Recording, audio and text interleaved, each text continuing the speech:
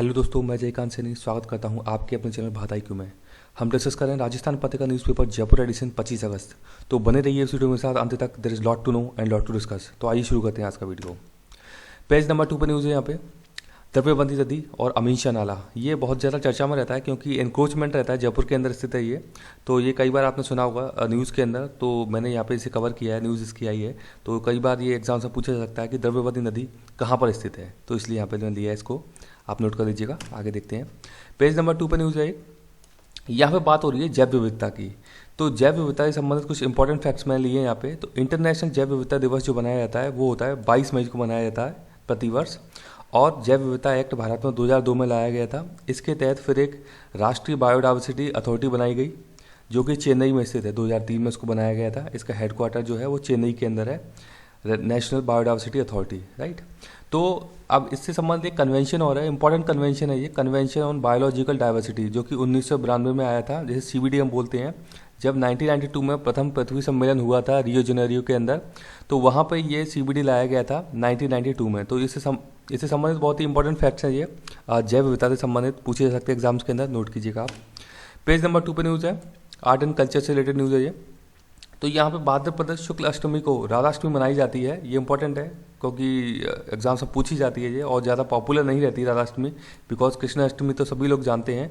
तो इस दिन क्या होता है राधा अष्टमी के दिन कि निम्बाक संप्रदाय है, इसकी प्रधान पीठ सलेमाबाद है, यहाँ पे अजमेर के अंदर स्थित है ये। और इस दिन इसमें मेला लगता है, किस दिन? राधाष्टमी के दिन, सलेमाबाद अजमेर के अंदर। आगे देखते हैं पेज नंबर 3 पर न्यूज़ है। यहाँ पे झील की बात हो रही है। तो कायलाना और तख्त सागर झील दोनों की दोनों जोधपुर में स्थित है। यहाँ पे न्यूज़ कवर की गई है इसके बारे में। तो तख्त सागर झील को तख्त सिंह ने बनवाया था और कायलाना झील भी जोधपुर के अंदर स्थित है। एग्जाम से पूछा जा सकता है, इंपॉर्टेंट झील है दोनों की दोनों। आगे देखते हैं पेज नंबर 5 पे न्यूज़ है, शेरगढ़ अभ्यारण्य की बात की जा रही है जो कि बारां जिले में स्थित है। यहाँ पे बात की जा रही है कुछ गिद्ध यानी कि वल्चर्स जो हैं, तो उनकी लुप्तप्राय जो प्रजाति हैं उनको दोबारा से देखा गया है इस अभ्यारण्य में। तो ये खुशी की बात है, यहाँ पे न्यूज़ को लिया गया है ये। तो इंपॉर्टेंट है शेरगढ़ अभ्यारण्य बारां जिले के अंदर। पेज नंबर 5 पे न्यूज़ है, यहाँ पर मुकुंदा हिल्स टाइगर रिजर्व की बात की जा रही है। बहुत ज़्यादा चर्चा में, 3 टाइगर मर चुके हैं यहाँ पे। इंपॉर्टेंट है, आप जरूर इसको नोट करके रखिएगा, आने वाले एग्जाम्स में डेफिनेटली यहाँ से क्वेश्चन आएगा मुकुंदा हिल्स टाइगर रिजर्व से। तो इसके संबंध में NTCA यहाँ पर जांच के लिए आ रही है। तो NTCA को जानते हैं, क्या है NTCA? तो NTCA को 2005 में बनाया गया था। इसका पूरा नाम है नेशनल टाइगर कंजर्वेशन अथॉरिटी। इसको वन्य जीव वाइल्ड लाइफ प्रोटेक्शन एक्ट 1972 जो है उसमें 2006 में संशोधन किया गया। उसके तहत इसे स्टेचुटरी दर्जा दे दिया गया है। स्टेचुटरी यानी सांविधिक निकाय, जिसको कि एक्ट के तहत बनाया जाता है जैसे कि। तो 1972 का जो वाइल्ड लाइफ प्रोटेक्शन एक्ट था उसमें संशोधन किया 2006 में, और इसको एक सांविधिक निकाय बना दिया किसे? NTCA को। इसके अध्यक्ष जो है वो प्रकाश जावड़ेकर हैं। तो इसके अध्यक्ष जो भी होते हैं वो मिनिस्ट्री ऑफ फॉरेस्ट जो होते हैं, मिनिस्टर जो होते हैं फॉरेस्ट के, जो फॉरेस्ट मिनिस्ट्री है उसके जो उसके मंत्री होते हैं उनको इसका अध्यक्ष बनाया जाता है। इसको बनाने का जो उद्देश्य था वो था कि टाइगर प्रोजेक्ट जो कि 1973 में स्टार्ट किया गया था उसको कैसे मैनेजमेंट किया जाए उसका, इसके लिए NTCA को बनाया गया था। तो मैं आपको बताऊं, टाइगर प्रोजेक्ट 1973 में भारत सरकार ने शुरू किया था WWF के सहयोग से। तो ये सारी की सारी इंपॉर्टेंट फैक्ट्स हैं, आपको पता होना चाहिए। आगे देखते हैं पेज नंबर 5 से बात हो रही है गांधी सागर बांध की। मैं पहले भी आपको बता चुका हूँ अपने वीडियोस के अंदर। गांधी सागर बांध मंदसौर जिला मध्य प्रदेश के अंदर है और चंबल नदी पर यह स्थित है। तो इसकी यहाँ पर न्यूज़ कवर की गई है कि इसकी गेट खोल दिए गए, खुल सकते हैं। तो क्योंकि अभी बारिश का दौर जारी है इसलिए संबंधित न्यूज़ है ये। आगे देखते हैं पेज नंबर 7 पर न्यूज़ है, अमेजन फॉरेस्ट की बात की जा रही है। अमेजन फॉरेस्ट को पृथ्वी के फेफड़े कहा जाता है, यानी कि lungs of the earth. Important forest है, इक्वेटोरियल एरिया है ये। अमेजन जो एरिया है ब्राज़ील देश के अंदर आता है। अमेजन फॉरेस्ट जो है इक्वेटोरियल एरिया है पूरा का पूरा। तो यहाँ फॉरेस्ट बहुत ही अच्छे हैं। तो ये दक्षिण अमेरिका का भाग है ब्राज़ील। मैं भी मैप के थ्रू बताऊंगा आपको। यहाँ के राष्ट्रपति हैं जेयर बोल्सोनारो। आपको इंपॉर्टेंट है जाना इनका नाम। ये इसकी एक पिक्चर यहाँ पे आई हुई है बड़ी सुंदर सी, देख सकते हैं आप कि इनका कैसे बर्बादी हो रही है यहाँ पे फॉरेस्ट की। तो ये एक चिंता जाहिर की गई है कि 30 साल में खत्म हो जाएंगे अमेजन के जंगल। अब हम देखते हैं ब्राज़ील एक इक्वेटोरियल रीजन है, मतलब कि यहाँ से विषुवत रेखा निकल करके जाती है जो कि इक्वेटोरियल बोलते हैं। ऊपर आपकी 23.5 डिग्री पर जाती है कर्क रेखा यानी कि टॉपिक ऑफ कैंसर, और नीचे 23.5 डिग्री पर जाती है आपकी कैप्रिकॉर्न यानी कि मकर रेखा। तो इक्वेटर जो रेखा है वो ब्राज़ील के अंदर से होकर जाती है, इसलिए यहाँ पे बहुत अच्छे फॉरेस्ट मिलते हैं। ये आप देख सकते हैं, पूरा का पूरा साउथ अमेरिका है।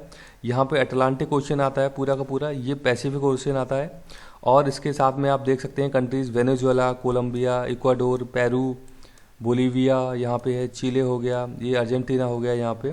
तो ये कई सारी कंट्रीज़ हैं। तो आपको जाना है, ब्राज़ील कैपिटल है ब्राज़िलो, राइट। आगे देखते हैं, पेज नंबर 8 पे न्यूज़ है यहाँ पे अमृत योजना की बात की जा रही है। कोई एक न्यूज़ यहाँ पे कवर की गई सवाई माधोपुर से रिलेटेड। तो अमृत योजना का पूरा नाम है Atal mission for rejuvenation and urban transformation. तो ये जो योजना है इसके तहत राजस्थान के 28 जिले लिए गए हैं जिनमें चलाई जा रही है, और ये सेंट्रल स्पॉन्सर्ड स्कीम है। ये कौन सी? अमृत योजना। तो सेंट्रल स्पॉन्सर्ड स्कीम के तहत क्या होता है कि सेंट्रल इसमें कुछ पैसा देता है, कुछ पैसा इसमें राज्य सरकार देती है। ये होती है सेंट्रल स्पॉन्सर्ड स्कीम। एक और स्कीम होती है जिसे हम बोलते हैं सेंट्रल सेक्टर स्कीम, जो कि फुली सेंट्रल इसमें पैसा देता है, उसको बोलते हैं सेंट्रल सेक्टर स्कीम, जिसमें पूरा पैसा केंद्र सरकार देती है। तो ये एक डिफरेंस होता है मेजर सेंट्रल स्पॉन्सर्ड स्कीम और सेंट्रल सेक्टर स्कीम में। आगे देखते हैं, पेज नंबर 8 पे न्यूज़ है यहाँ पे कोरोना से संबंधित न्यूज़ है। राजस्थान सरकार ने एक ऐप बनाया है, इसका नाम है राज कोविड नाम से एक ऐप बनाया है इन्होंने। तो इसमें क्या लोग करने जा रहे हैं कि जो होम क्वारंटाइन लोग हैं ना, उनकी ये लोग निगरानी करेंगे इस ऐप के थ्रू। तो ये इंपॉर्टेंट है, नया बनाया है राजस्थान के अंदर, पूछा जाता है एग्जाम्स के अंदर। आगे देखते हैं, पेज नंबर 8 पे न्यूज़ है, ये भी आर्ट एंड कल्चर से रिलेटेड न्यूज़ है। देव छठ पर मचकुंड, जो कि धौलपुर के अंदर स्थित है, यहाँ पर प्रतिवर्ष एक मेला का आयोजन होता है, लेकिन अभी तो कोरोना काल है तो स्थगित कर दिया है, फिर भी लोग यहाँ पे चले गए। इस न्यूज़ को कवर किया गया है। तो इसे तीर्थराज के नाम से भी जाना जाता है धौलपुर के अंदर। एग्जाम से पूछा जाता है कि मचकुंड तीर्थराज कहाँ पर स्थित है, तो ये धौलपुर में है। आगे देखते हैं, पेज नंबर 9 पर जीएसटी की बात चल रही है यहाँ पे। तो जीएसटी का थोड़ा सा देख लेते हैं कब स्टार्ट हुआ था।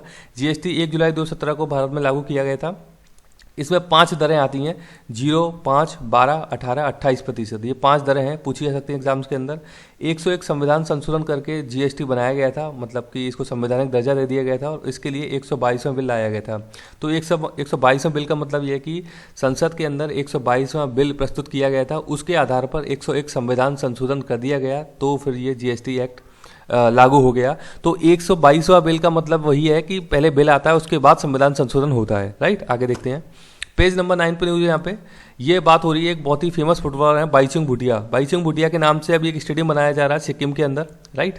और ये पद्मश्री सम्मानित व्यक्ति हैं, तो बहुत ही फेमस फुटबॉलर हैं भारत के ये, और सिक्किम से संबंधित है। तो इंपॉर्टेंट न्यूज़ है क्योंकि इनके नाम से एक स्टेडियम बनाने जा रहे हैं, तो आप नोट कर लीजिएगा। आगे देखते हैं, पेज नंबर 10 पे बात हो रही है सीडीएस, एक पद इंडिया के अंदर अभी क्रिएट किया गया था, पिछले आई थिंक लास्ट ईयर किया गया था शायद से। तो चीफ ऑफ डिफेंस स्टाफ, ये एक नया पद है भारत के अंदर, शॉर्ट में सीडीएस बोलते हैं। तो इनके हेड जो हैं वो विपिन रावत जी। तो इससे हुआ क्या है कि सीडीएस के बनने से अभी क्या है कि तीनों जो सेना है भारत की, जल सेना, थल सेना और वायु सेना, अब ये इनको रिपोर्ट करेंगे कि इनको सीडीएस विपिन रावत जी को। विपिन रावत जी फिर अपनी आगे रिपोर्ट राष्ट्रपति को करेंगे। तो एक रूपता लाने का प्रयास किया गया इसके थ्रू कि अलग अलग विंग से आप बात नहीं करें। तो एक पर्सन डिप्यूट हो गए अभी विपिन रावत जी, जो कि तीनों विंग से बात करेंगे, और डिसीजन थोड़े से फास्ट होंगे इस चीज़ को लेकर के, क्योंकि तीनों के तीनों अभी सेना जो है इनके अंडर में रहेंगी अभी। तो ये एक चेंज किया गया है। आगे देखते हैं, एक और न्यूज़ है पेज नंबर 10 पे। यहाँ पे बात की जा रही है, एक रोपवे बनाया गया है जो कि ब्रह्मपुत्र नदी पर है। सबसे लंबा रोपवे बता रहे हैं भारत के अंदर, 1.8 किलोमीटर का रोपवे है ये, गुवाहाटी के अंदर, असम के गुवाहाटी से।